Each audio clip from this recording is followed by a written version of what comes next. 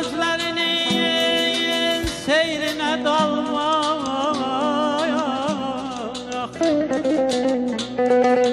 kara gözlerinin seyrine dalmak benim en sefalı seyahatimdir. Eşkinle alışıp yanan bir ürək sənə gençliğimden emanetimdir. Ömür kitabında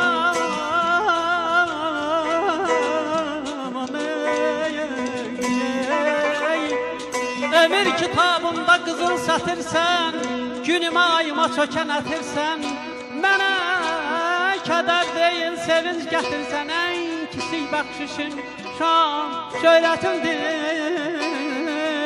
Ay balam,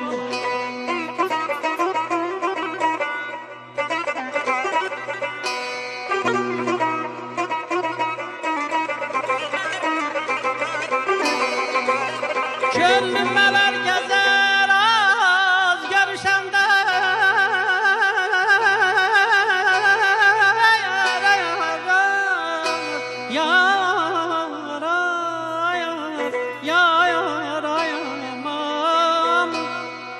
gönlüm mələr gəzər az görüşəndə, nərmin əllərindən iraq düşəndə, sənsin yarayamam. Sensiz göy çəməndə, dağlar döşündə gözlərim yaşlıdır, qəlbim yetimdir. Bilmirəm ay Nalə xanım, dünyada bu vərdiş nədir?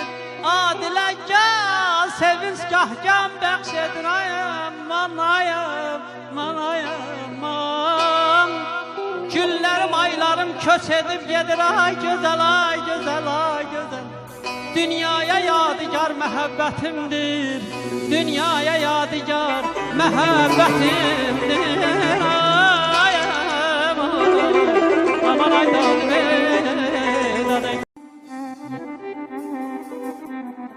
Yasəmənlər açanda, bülbül bağa uçanda, Yasəmənlər açanda, bülbül bağa uçanda, oxuyanda nəğməni, xatırlayarsan məni. Oxuyanda nəğməni, xatırlayarsan məni.